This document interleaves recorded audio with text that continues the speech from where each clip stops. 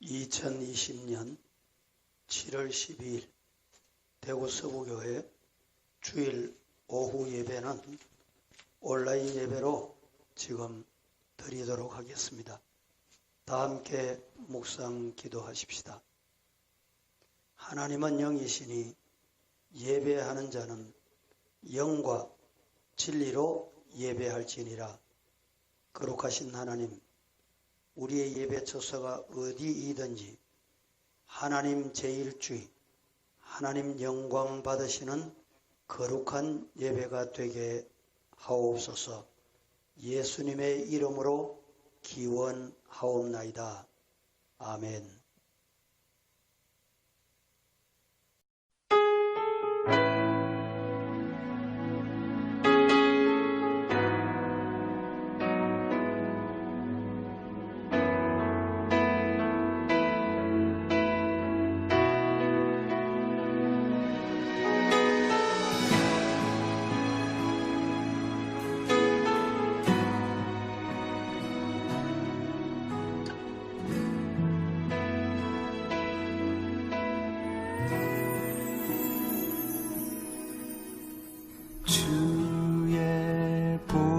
좌로 나갈 때에 어떻게 나가야 할까? 나를 구원한 주의 십자가, 그것을 믿으며 가네.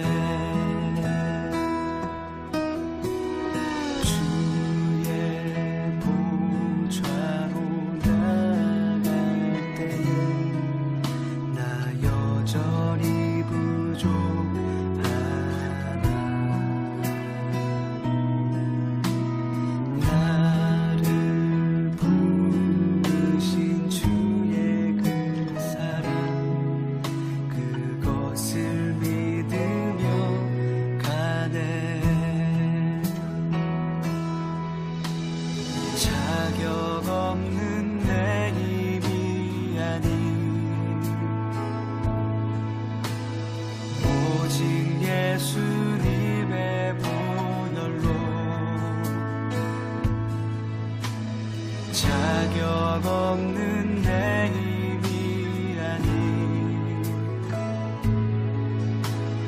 오직 예수님의 보혈로.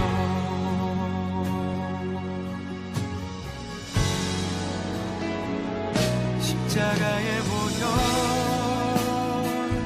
완전하신 사랑, 힘이 번다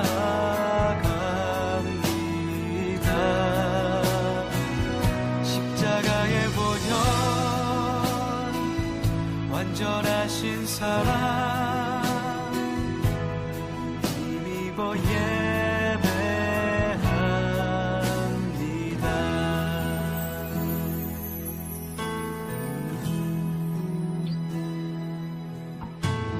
주의 보좌로 나갈 때에 어떻게 나가야 할까?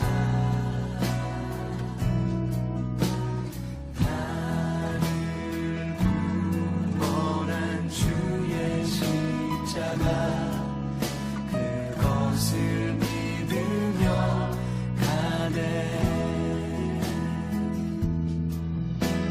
주의 보좌로 나갈 때에 나 여전히 부족하다.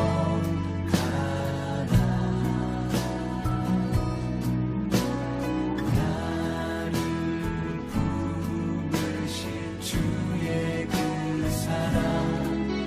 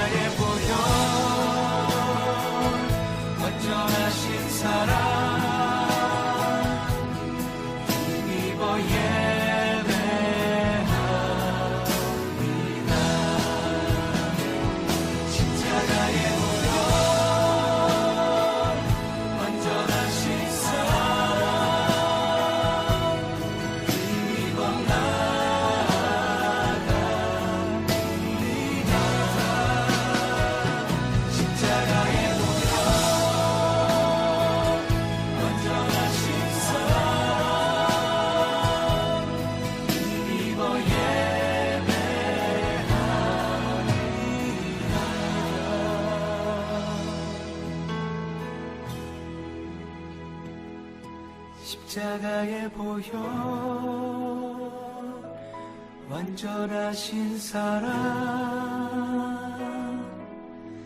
힘입어 나갑니다.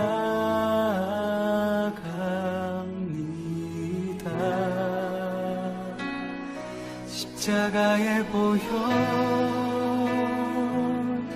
완전하신 사랑 힘입어 예배합니다.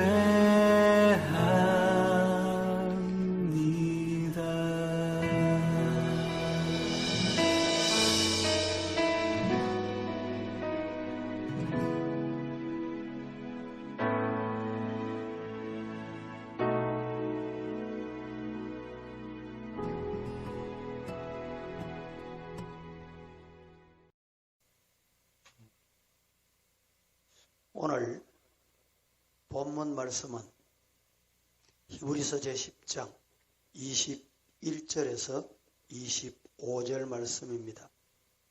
제목은 시대를 보는 눈, 이런 말씀을 함께 생각하려고 합니다. 먼저 본문을 봉독해 드리겠습니다. 또 하나님의 집 다스리는 큰 제사장이 계심에 우리가 마음의 뿌림을 받아 의한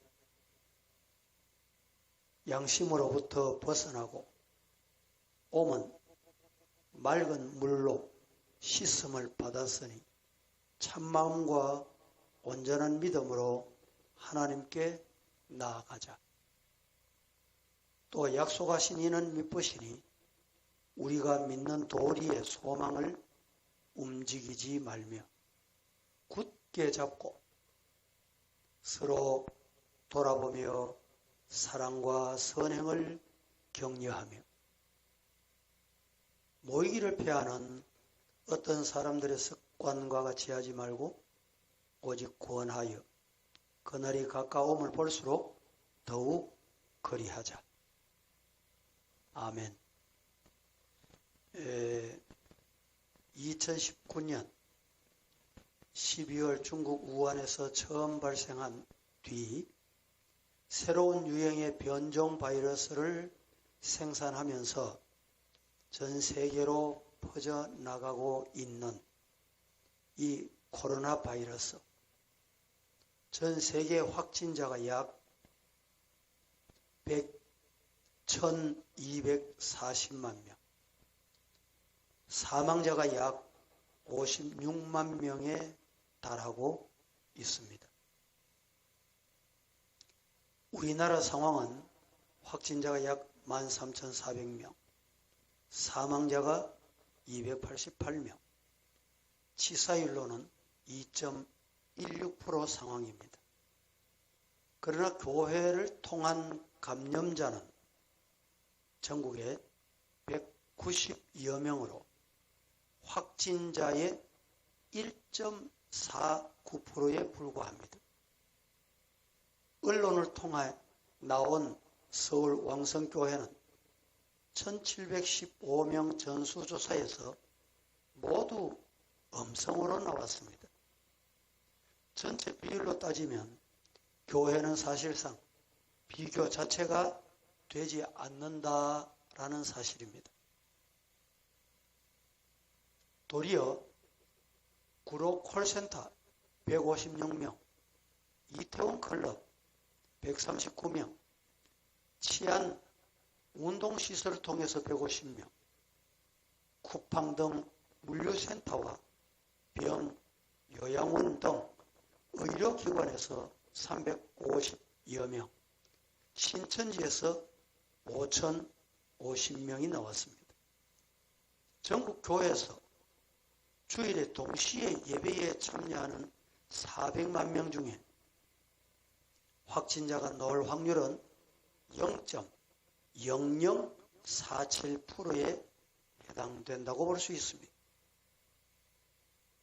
카페나 식당, 모든 모임은 되고 교회 모임은 벌금 300만 원을 받겠다고 총리는 행정 명령을 발표한 바가 있습니다. 이러한 상황 속에서 교회와 성도들은 사실을 분명히 밝히고 교회의 정체성과 방향성을 분명하게 하여 연합하는 것이 중요합니다. 며칠 전에 이 발표 이후에 사단법인 한국교회 언론협회에서 공개한 자료가 있습니다. 이 자료에 의하면 한국교회 모임 금지 예배 간섭 과연 공정합니까? 라는 내용입니다. 이태원 클럽 때는 인권보호, 교회는 모든 소모임 행사 금지, 찬양대, 통성기도, 찬송 금지 운운, 그리고 300만 원 벌금 운운한 비례 원칙에 있어서 공정하냐 묻고 싶다는 말씀이지요. 기독교인에게는 생명 같은 일에 이 엄청난 조치를 내리면서 교계와의 협의 한마디가 없이 총리의 말 한마디면 찬송도 찬양도 성경 공부도 중단되어야 하느냐, 과정이 공정하냐, 소통했느냐, 이런 내용이지요. 교회는 전혀 감염의 원상이 아닙니다. 지난 8일 교회 관련 확진자 중 총 550명, 여기에는 신천지 이중 등록자에 의한 감염, 기타 이단 교회 및 이단성 논란 교회들이 포함되어 있음을 우리는 잘 알고 있다, 이런 내용입니다. 여기에 교회 모임과 관련 없는 2차, 3차 감염을 제외하면 실제 교회 예배나 모임으로 인한 감염자는 약 200여 명에서 250명 정도로 추산한다는 것입니다. 전체 확진자 중에 1.8%에 해당된다는 통계입니다. 100번 양보해서 우리 기독교 인구 약 1000만에 50%만 주일 예배 출석한다고 가정해서 주일 예배 출석 성도 중에 코로나 감염은 겨우 0.0051%, 8만 4천 개 한국 교회 중에 확진자 발생 겨우 22개 교회, 0.02%입니다. 교회를 감염의 원상으로 몰아가는 것은 공정한 처사가 아니다, 이런 내용이지요. 교회 감염 중 신천지, 이중 등록자에 의한 감염, 이단교회, 오진 등이 대다수였다는 것입니다. 한국교회가 최선의 노력을 다해 준 것에 대한 깊이 감사가 필요하지 않겠습니까? 한국교회가 적극적으로 대응하고 협조해 준 결과 생활방역 단계로 넘어갈 수 있었습니다. 협조해 준 교회와 기관에 분명히 감사가 있어야 할 점이 됐다, 이런 말입니다. 방역에 가장 적극적으로 협조한 것이 바로 교회라는 사실입니다. 의료 지원, 성금 마련, 마스크 보내기, 사회봉사 등 말입니다. 코로나 대응 지원에 압도적으로 교회가 앞장서 왔습니다. 그런데 돌아온 것은 뭡니까? 종교 탄압의 모습입니다. 찬양대는 되지만 찬양 연습은 안 된다. 교회 식사는 안 되고 식당에서는 매일 하는 식사는 괜찮다. 교회 식사는 일주일에 단 한 번입니다. 한국 교회를 조롱하는 것은 결코 아니겠지요. 큰 소리로 노래하거나 말하는 것은 안 된다. 큰 소리의 기준은 몇 데시벨입니까? 예배를 제대로 드릴 수 있을까? 이 말입니다. 찬송을 가급적 부르지 말라고 행정명령에 포함됐습니다. 하나님께 드리는 예배를 감히 인간인 총리가 이렇게 드려라 저렇게 드려라 합당한 일인지 묻고 싶다는 생각입니다. 종교의 자유라는 기본권은 제한할 수 없는 절대적 보장의 영역과 제한할 수 있는 상대적 보장의 영역으로 구분되는데 감염병 예방수칙에 의거한다고 해도 예배의 내용에 대해 간섭하는 행위는 기본권의 본질을 침해하는 것으로 헌법 제20조 제2항의 정교 분리 원칙 위반, 헌법 제37조 2항의 과잉 금지의 원칙 위반으로 볼 수가 있겠죠. 교회 모임 금지령은 국가 권력이 종교의 자유를 제한할 수 없도록 한 헌법 제10조, 20조, 37조 위반한 사항입니다. 예배가 아닌 수색 감시 등을 목적으로 공무원이 예배에 방해되는 감찰을 행사할 경우 헌법 제158조, 제314조, 제319조 위반이라는 사실입니다. 헌법을 무시하는 것이 공정한 일이냐 묻고 싶다 이런 내용입니다. 주지사와 법무부 장관 예배를 필수 활동으로 규정한 미국의 경우는 너무도 다릅니다. 프랑스 최고의 행정법원 이렇게 말합니다. 예배의 자유를 금지하는 것은 명백하고 심각한 위법 판결이다 라고 말합니다. 또 헌법 제1항의 자유권 보장은 전염병에도 예외 있을 수 없다. 이것이 미국 연방법원의 내용이라고 크리스찬 투데이에서 밝히고 있습니다. 일말에 존중 없이 국민을 겁박하는 것은 아니냐? 정말 공정한 것이냐? 이 시국에 국회에서 마스크도 안 쓰고 따닥따닥 붙어 앉아 이들이 지금 뭘 하고 있는지를 그림을 보면서 한번 생각해 볼 필요가 있지 않겠습니까?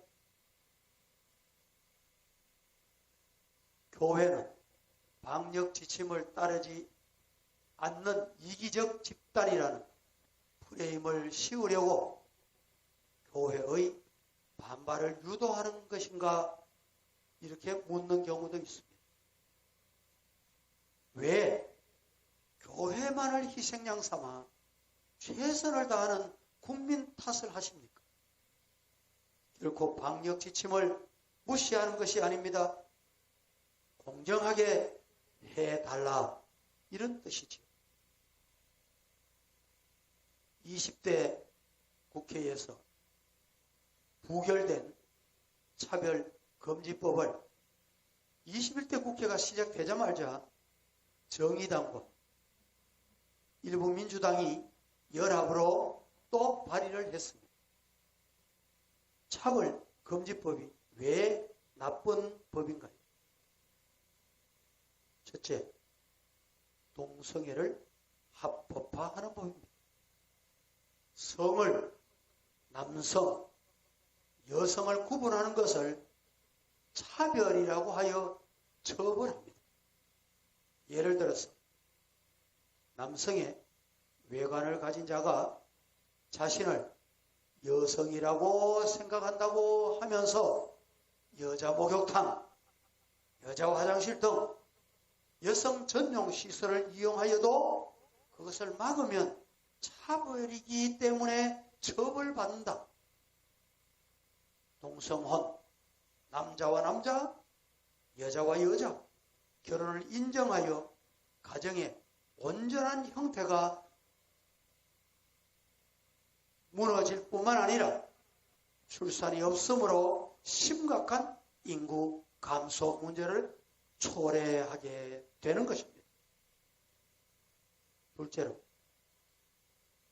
종교의 자유를 인정한다는 의미로 다른 종교를 전하거나 비판해서도 안 된다. 예를 듭니다. 전도를 하거나 자녀들에게조차 교회에 가도록 강요하면 처벌을 받는다. 목사가 이단, 이 이단을 비판해서도 처벌을 받는다. 내 소유의 땅을 팔려고 하다가 이슬람 사원이 들어온다고 하여 팔지 않겠다고 하면 차별금지법에 의해서 처벌받고, 우리 동네에 이슬람 사원이 들어오는 것을 반대해도 처벌을 받는다. 이런 것입니다. 세 번째는 정치적으로 어떤 비판도 할 수 없다는 것입니다. 정치적으로 다른 당이나 정치인을 비판하거나 반대하면 처벌을 받는다. 쉽게 말해서 북한과 같이 대통령이나 정치인을 비판하면 처벌을 받게 된다.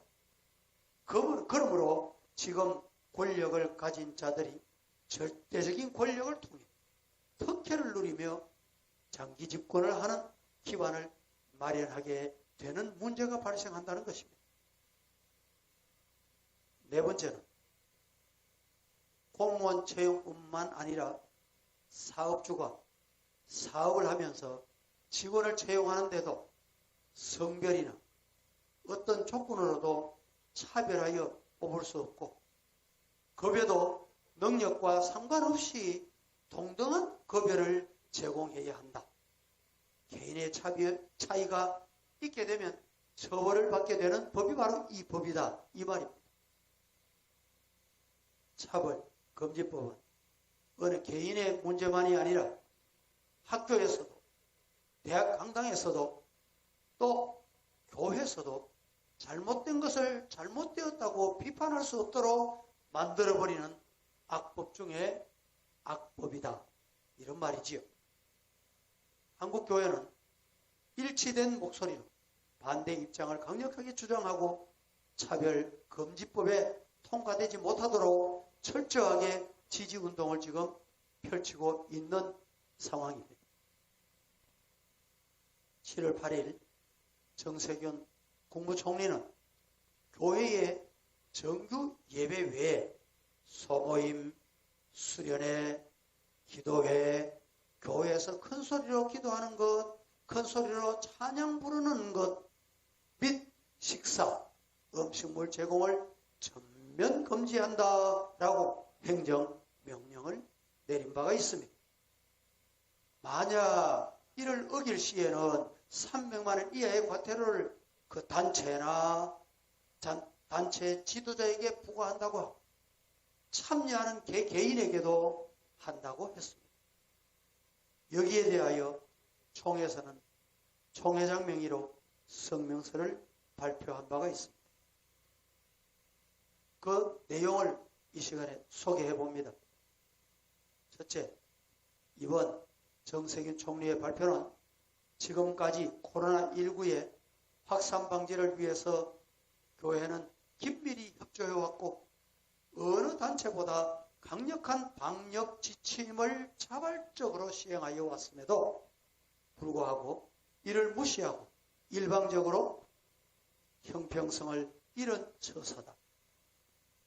교회보다 훨씬 모임 빈번도가 높은 사회 각계 모임과 장소들은 괜찮고 유독 교회를 지목하여 내린 이번 조치는 심각한 문제가 있으므로 즉각 철회해 달라는 첫 번째 성명서입니다. 두 번째는 이렇습니다. 정부는 교회를 향한 강요와 처벌을 앞세운 편파적인 입장을 철회하고 대화와 협력으로 코로나19의 위기 상황을 극복해 나갈 방안을 모색해라. 현재 다른 종교 모임도 같은 현상임에도 불구하고 정부는 교회만 지목해서 소모임과 식사를 금하고 종사자와 이용자에게 동일하게 과태료를 부과하겠다는 것은 기독교에 대한 탄압으로 밖에 보이지 않기 때문에 묵과할 수 없다라는 성명서입니다. 정부는 앞으로 공식 채널을 통해 교계 지도자들과 대화와 협력으로 현 상황을 함께 극복해 나가기를 요청한 바가 있습니다.